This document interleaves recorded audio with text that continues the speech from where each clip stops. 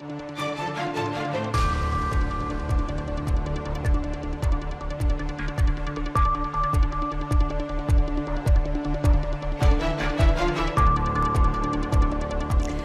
there, I'm Hayley Adams in for Esther Gitui Hewitt. It is Thursday, September 8th, and this is Africa 54.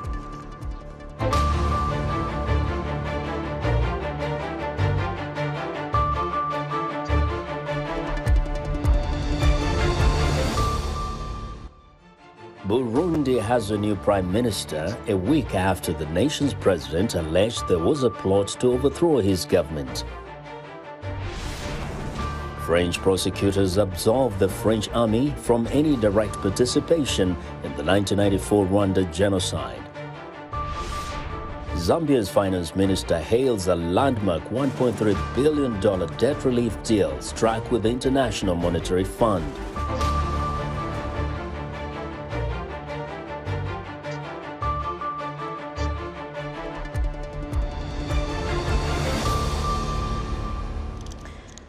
And we will have those stories for you in a moment, but we begin our broadcast with a major development out of Britain, where Queen Elizabeth's doctors are very concerned about her health, and so much so that her closest family have now travelled to join the 96-year-old monarch after doctors placed her under medical supervision. Now, this has prompted concern from British political and religious leaders. The Queen has been dogged by health problems since last October that have left her struggling to walk and stand. Now, for more on the Queen's health, I'm joined from London by correspondent Henry Ridgewell. Henry, great to see you. We hear that the Queen is comfortable and that she is resting. Please tell us, how serious is her condition?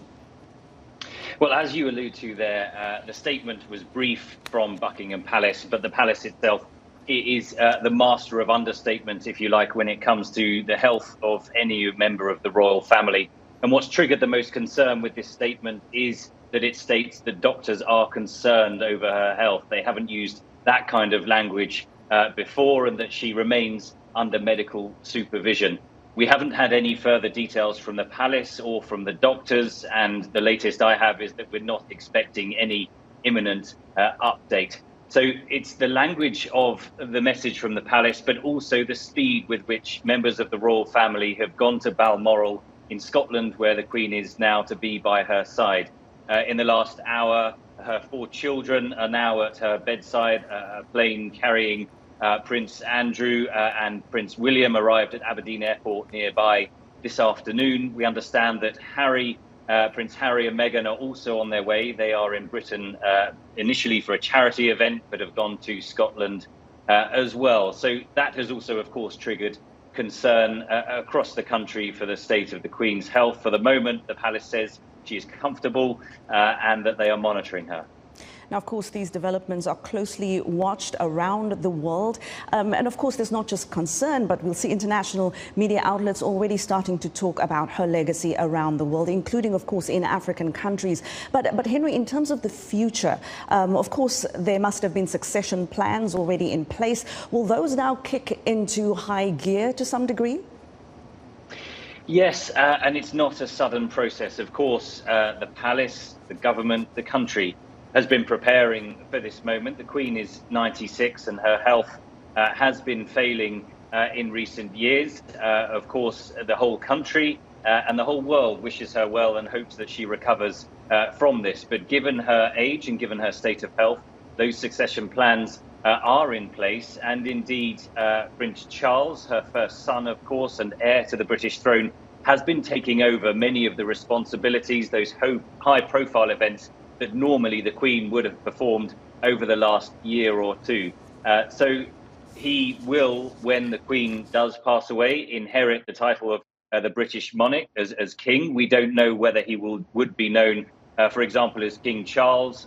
There are plans yet to be put in place for that, and those details will only emerge at the correct time and the correct place. But certainly the British state is preparing for this moment, has been preparing for it for years.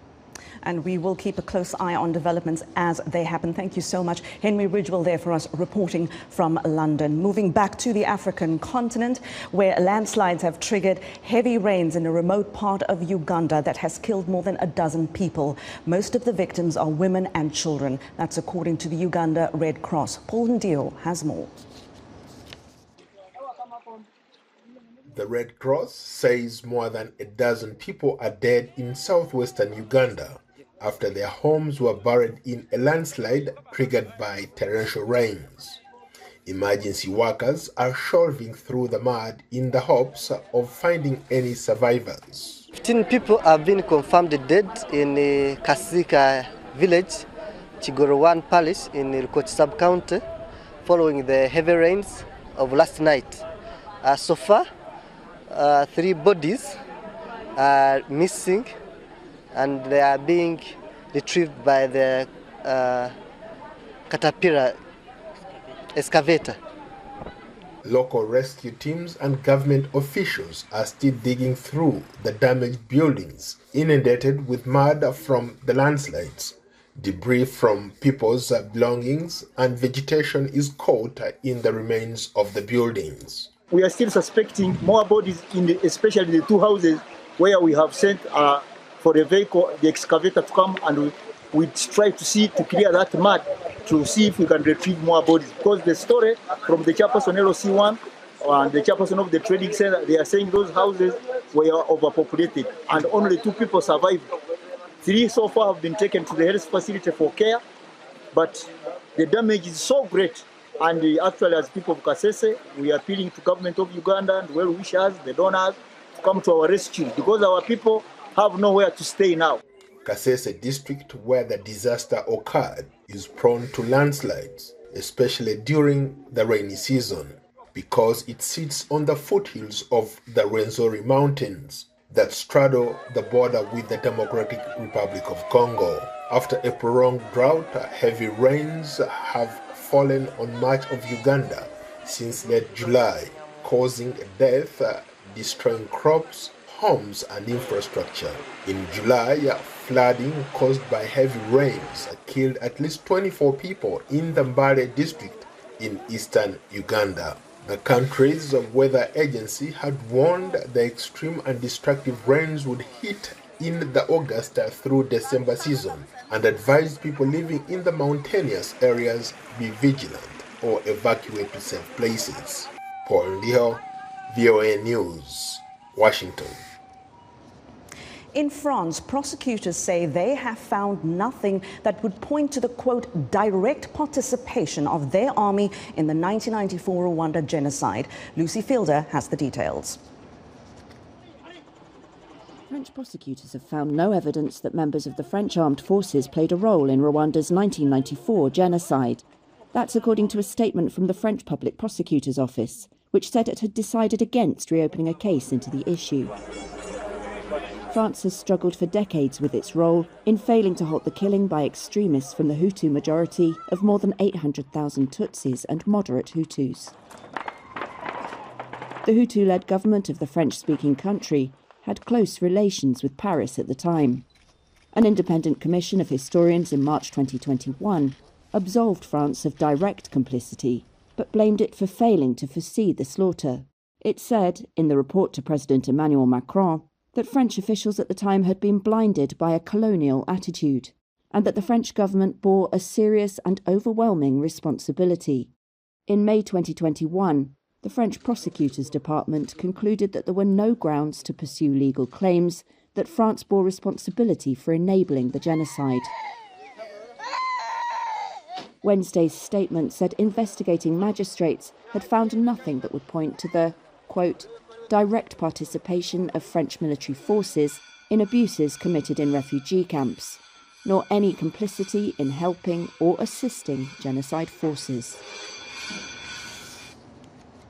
And that was Lucy Fielder of Reuters reporting there for us. Now, for more on the situation and to give us some analysis, I am joined by Paul Nantulia. Paul, thank you so much for your time. French prosecutors say they have found no evidence of direct participation. What exactly does that mean, and what does that say about the possibility of indirect participation? Well, it is first of all, thank you for having me on the show once again. It's always a pleasure. Look, it's a very controversial ruling. It's a controversial ruling, given the fact that the two countries have a very, very complicated relationship arising from the role of French peacekeepers and French military forces, as well as French military advisors, in the genocide in Rwanda in 1994. Now, the wording, we've got to pay close attention to the wording, which says that there was no direct involvement, which opens the door in the minds of many analysts about the indirect role, such as advising or helping in different ways, the government that was in place at the time, as well as the Interahamwe, which was the youth wing of the ruling party, that was fully backed by the intelligence as well as the Rwandan military. So this by no means puts an end to this controversy, and we're going to see a lot more back and forth, a lot more tension on both sides in the weeks and months and possibly even years ahead. Paul, take us back a little bit. What is the Rwandans' position here? The French seem to say case closed, but what has Rwanda's argument been here? And of course, we know Kigali commissioned that report last year that found that the French bore significant responsibility and that the former colonial power, in fact, enabled what Rwanda says was a foreseeable genocide.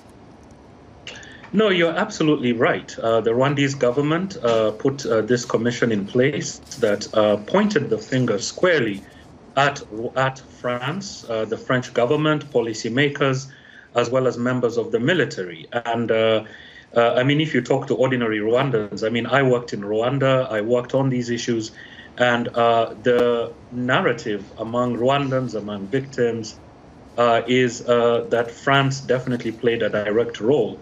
Both a direct and indirect role in that genocide. But I would also point out that you do have a number of independent human rights investigators. I would mention here three in particular. The late Alison Deforge, who was a senior advisor to Human Rights Watch, who did investigate and who was in Rwanda during these very unfortunate events, who, quote unquote, said that it is a matter of historical record that the French military was involved in the genocide. I would also mention people like Phil Clark, who teaches at the School of African and Oriental Studies at the University of London, somebody that I've worked with in the past, who has also conducted investigations and reached the same conclusion. Linda Melvin as well from Oxford, she's written a book which provides a very detailed which provides very detailed investigation and also reaches the same conclusion. So it is by no matter a closed issue, as I mentioned before. It is something that's going to continue to affect relations between the two countries. Well, Paul, thank you so much for your analysis there. We really do appreciate your time. You're welcome. Thank you. Here in the United States, the White House is applauding Kenya for its peaceful presidential election after that country's Supreme Court upheld President-elect William Ruto's victory. The White House spokeswoman, Karine Jean-Pierre, says President Joe Biden wants to congratulate the people of Kenya on the conclusion of a peaceful electoral process. The administration also wants to commend candidates Ruto and Raila Odinga, who had alleged fraud and filed a petition against the outcome for, quote, abiding by the Supreme Court ruling. Let's go to Southern Africa now. Mozambican authorities say at least 6 people were beheaded on Tuesday and an Italian nun killed by Islamic State-linked insurgents in Nampula province. President Felipe Nyusi says the insurgents unleashed a killing spree as they fled from soldiers from Mozambique, Rwanda and the Southern African Development Community sent to tackle the violence. The insurgency is concentrated in Mozambique's northern province of Cabo Delgado and has claimed thousands of lives since it erupted in 2017. Cash-strapped Tunisia is facing a dearth of imported foodstuffs, forcing informal rationing at supermarkets and threatening some food and beverage companies. For weeks, consumers and businesses have been struggling to find essentials such as sugar, flour and cooking oil. Economists say the problem stems from Tunisia's woeful finances and a trading system in which the state has a monopoly of imports of commodities. In March, the ratings agency Fitch downgraded Tunisia's credit rating, citing political uncertainty and gaping budget deficits. Many international suppliers have stopped trusting Tunisia and are demanding cash up front now for their products. Well, in a test case for countries such as Tunisia, Zambia's Finance Minister Situmbeko Musokotwane says a landmark debt relief deal struck with the International Monetary Fund will see the lives of Zambians improve over the next 10 years. Zambia has racked up significant foreign debt over the past 10 years. It owes about $17 billion to external creditors. $6 billion of that is owed to China alone. The IMF is betting on the Zambian government's economic reforms, including plans to re-establish Zambia's debt sustainability, increase social spending, strengthen governance, improve the way public funds are managed, and reduce corruption. Zambia last year became the first African country to default on its debts in the wake of the COVID-19 pandemic, which hit economic output hard around the world. Zambia is Africa's second largest copper producer, but during the pandemic, the price of copper dropped drastically, putting strain on Zambia's finances and its ability to service its debt. Finance Minister Situmbeko Musokotwane has assured Zambians the IMF deal will help turn their lives around. What we've achieved so far creates a good platform for us now to push very hard for the investments to be undertaken, for the jobs to be created, so that in the next 10 years, the quality of life of the average Zambian will certainly be much better than what it is today. Every year, you should see improvement in the quality of your lives. In the capital, Lusaka, Zambians have mixed feelings. We are extremely excited by the news that the IMF has finally approved our 1.3 billion package. We as leadership movement do not believe that IMF bailout will be a solution to this country. I think it's a good deal. It means that that money will help me to become another entrepreneur. The IMF package bailout is going to help the lives of Zambians. Speaking to VOA Straight Talk Africa, IMF Mission Chief for Zambia, Alison Holland, said there are already signs Zambia's economic outlook is improving. We are seeing inflation come down from basically a peak of almost 25% in the summer of last year to now being just below 10%. And at the same time, we've seen the impact of the announcement of the program on the exchange rate. And overall, the exchange rate has appreciated by more than 40%. Analyst Mundia Kabenga told Straight Talk Africa a stronger kwacha is good news for Zambia, where poverty is at 60%. But Kabenga worries this deal could have a negative impact on Zambian exports. So exporters now will be basically, their goods become relatively more expensive in relation to the rest of the world. And consequently, those face a significant reduction in the demand for Zambian produce in the export market. The loan is interest-free, and Zambia now has 10 years to make good on its economic promises at home and pay back the IMF. Well, turning to health news, encouraging new data on a malaria vaccine from Oxford University seems to bode well for the global effort to combat the mosquito-borne disease that kills a child every minute. After decades of work, the only approved malaria vaccine, Mosquirix, made by the British drug maker GSK, was recently endorsed by the World Health Organization. Oxford's vaccine, called R21 Matrix M, is likely more effective than Mosquirix in preventing malaria, which kills about 600 people every year.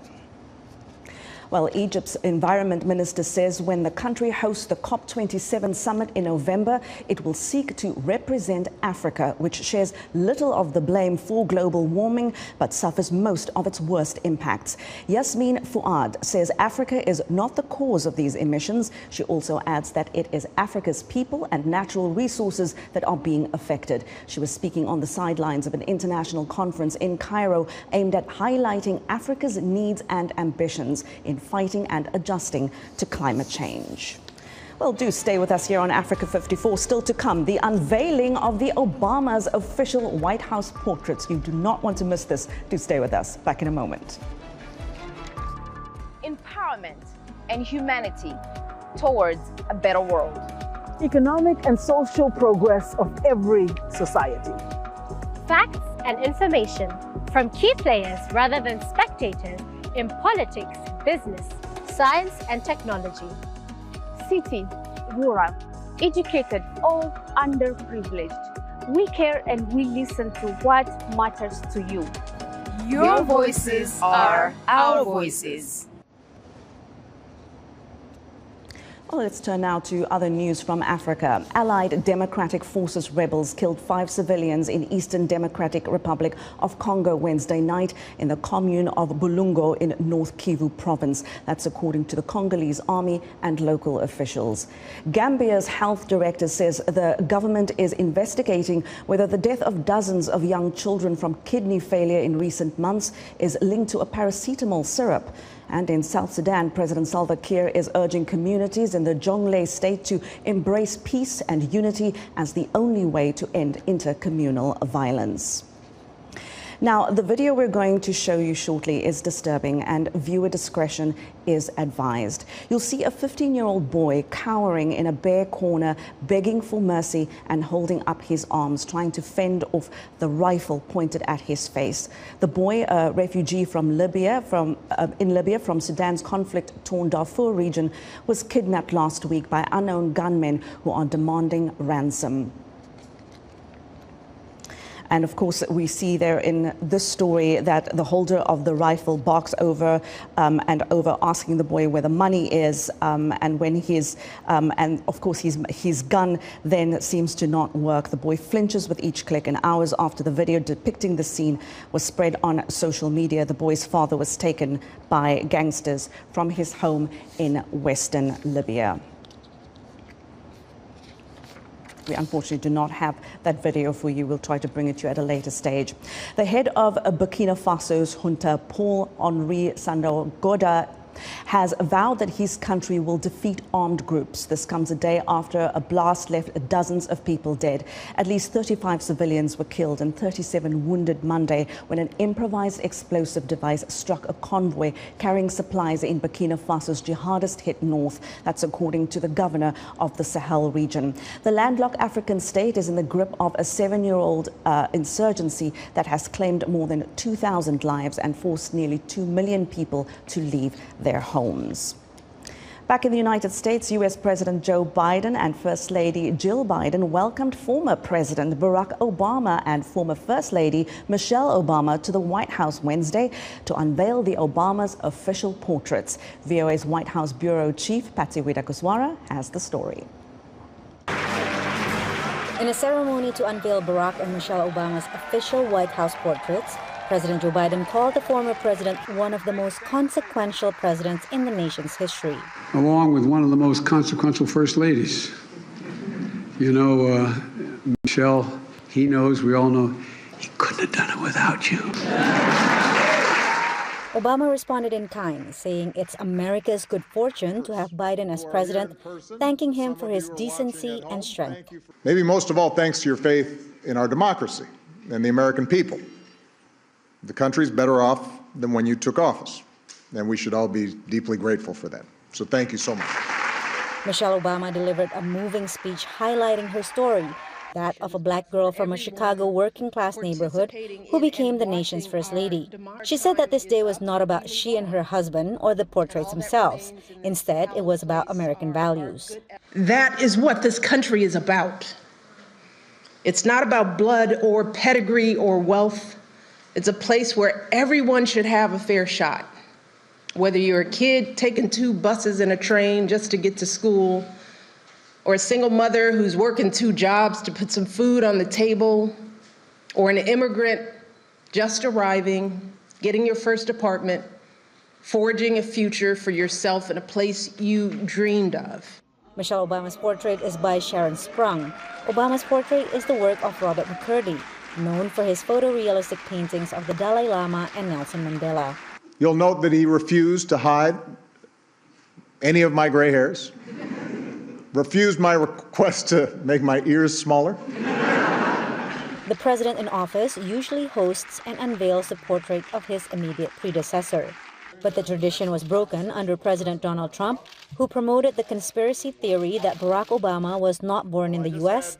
and had no right to the presidency. Make America great again. The White House has portraits beginning with that of the first president, George Washington. Since 1965, the portraits have been funded by the White House Historical Association. We have now created a whole collection of these portraits so that it's fully covered. But there is one former president still missing, Trump, who left office without conceding he lost the 2020 election. The White House would not say whether Biden would host Trump's portrait unveiling. Patsy Widakuswara, VOA News at the White House. And now to a multimedia exhibit of African-American culture in the western U.S. state of Colorado. It includes an artist who found a new direction during the coronavirus pandemic. VOA's Scott Stearns reports from Denver. In an exhibition of fashion and portraiture celebrating African-American culture, collage artist Yaz Atmore says there's no filter between what she's feeling and what she's showing. All of my art is whatever emotion I'm going through at that time. So if I have a freedom piece, I have a freedom piece where there's tons of butterflies coming out of the chest, and it just kind of represented this freedom that I can experience and this transformation that came with that. Atmore's work was on display in a Denver arts and venues show curated by Shanna Shelby. I'd love to celebrate her. She brings collage and portraiture together in such a beautiful way, and layering. And also what I love about her is she has a whole line that celebrates Black women that are important to her, whether personal or professional. And it's so beautiful. Her style is so beautiful. The former middle school art teacher says the coronavirus lockdowns pushed her to focus more on what she wants to do and what she wants to say. The pandemic really birthed that for me, where it forced me to slow down, like all of us. It forced us to slow down, really think about who are we, or who do we want to be? We can be whatever we want. In Love Stain, Atmore says she's celebrating love and self-love. I'm a spot in my life and my journey where I just am loving on me, and loving and having the people in my life love on me, and doing what I love, making money doing what I love in the community I love. It's that enthusiasm and her work with bold colors, metallic paints, and gold leaf that Shelby says drew her to Atmore. Yasmin brings a joy, whether it comes from color or technique or style. You know, she really lifts that culture back up in a very lighthearted way. And I'm just so happy to have her part of the show. With local fashion and contributions from a Nigerian pencil artist, the exhibition included Atmore's work, Eden, about each of us finding within us a divine purpose. The inspiration was around the Garden of Eden, right? And kind of just like, yo, stop trying to be what people want you to be. Atmore says that she continues to be inspired by her work as a community organizer, and that she knew she was on the right track when everything in her first show sold out. Scott Stearns, VOA News, Denver. And that is our show for today. Be sure to watch Africa 54 on our website at voaafrica.com. From all of us here in Washington, thank you so much for watching. I'll see you next time. Goodbye.